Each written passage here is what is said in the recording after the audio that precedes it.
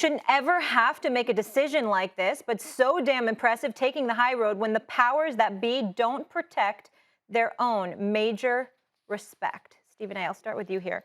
Should athletes be required to speak to the media after sporting events? That's a difficult question even for me to answer. I would tell you the answer would be yes. The reason why the answer would be yes is because of a few things. Number one, you know what you signed up for when you decided to be a participant in that respective sport. You have an obligation. And when you sign up for those obligations, fulfilling your commitments matter. When we talk about being role models and having an impact on folks on the come up and setting the example for others to follow, that comes along with it. Secondly, the media is what enables the sport to be promoted. And the promotion of the sport is what generates the revenue, along with the athlete's performance, of course. And as a result, that's what ultimately assists in the athletes getting paid the money that they get paid. So that can't be ignored. But that doesn't mean that we shred our humanity and ignore the profound impact that mental health issues have and exist with all of us. You can't ignore that. I'm here today with y'all. I don't want to be here today. Today is June 1st. Today marks the 4th year that my mother died. I do not want to be here, but I have a job.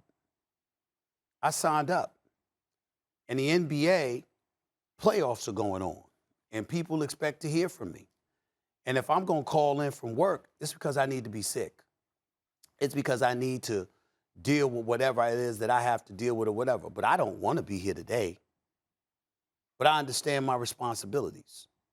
And in her case, what I applaud about her so much is that she's been honest. She didn't just take off. She didn't just snub her nose at the media. Anything. She explained why. Mm-hmm. It makes perfect sense. It showed incredible courage and thoughtfulness on her part. Mm-hmm. And what I would encourage everybody to do is when somebody tells you something like that, you listen to them and you wrap your arms around them, literally, figuratively, or whatever the case may be, and you support them in every way possible and imaginable. But for people to sit up there and say that, well, the French Open was wrong, or Wimbledon, the Australian Open, the U.S. Open were all wrong to, like, gang up on her. Well, that's assuming they knew. See, when you come out with the press release, Max, and you tell what's going on, well, not the press release, what she did on Twitter, whatever she did, when you let the world know this is what's going on, then that's a different ballgame, as opposed to you just not doing what you were obligated to do, and nobody knows any reason why. There's a difference. She did not do that. And that's why I think it's incredibly important that we support her and we support the millions upon millions of people who go through what she's going through right now, because anxiety wasn't my issue. But of course, I've been devastatingly depressed. And I was in therapy for 3 years. 3 years. Because that's how devastated I have been. And I'll never get over it. I'll never be the same.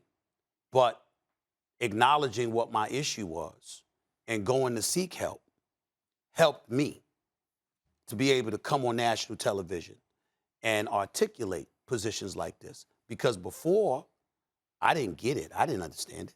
Didn't know. Can I just say something really quickly, then I want to hear from you? That's a beautiful moment.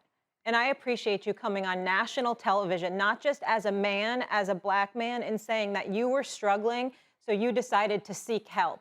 Because you could have went in a ton of other areas, detrimental vices, but you decided to get better and put in that work, and you're stronger because of it. And yeah. I think that's incredible. And I applaud you for saying that today on national television. So thank you. Max? The answer as to should athletes be required to speak to the media, in my opinion, is yes, they should. And you have to take that with a grain of salt, because we all work in the media.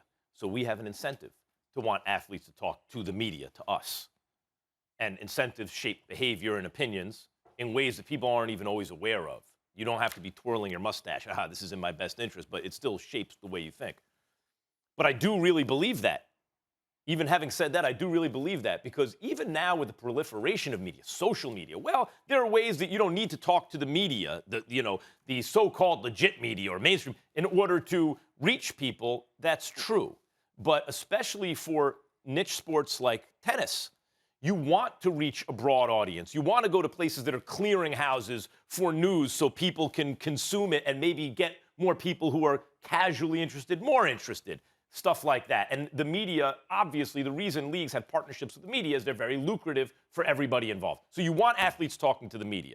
Now, when mental health issues, which have been stigmatized, which is why we're all talking about the importance of Naomi Osaka talking about this publicly, not running from it, but confronting it. Hey, everybody, this is why I am doing this, and this is why I'm withdrawing now. That's great, because especially someone like Osaka, who everyone seems to admire for good reason, even the way she's handling this, she's easy to admire. And not just her play on the court, but the way she handles herself. That's great, because it takes away some of the stigma for other people going through the same kind of thing. When your mental health issues that you need to take care of conflict with your professional responsibilities, I think a lot of people like Steph are saying, hey, the employer or the organizer in this case should be sensitive to that. Work with the athlete. Let's figure this out. And maybe going forward they will. But as of right now, wait, hold on. Now we have to make an exception and it's hard to stop down what you're doing and take care of that on a one-off basis when there are rules in place that everyone has to follow. Part of the fear probably is that it'll be a slippery slope, that people will have legitimate mental health issues and others will use it maybe as an excuse to not have to deal with an obligation that's annoying to them.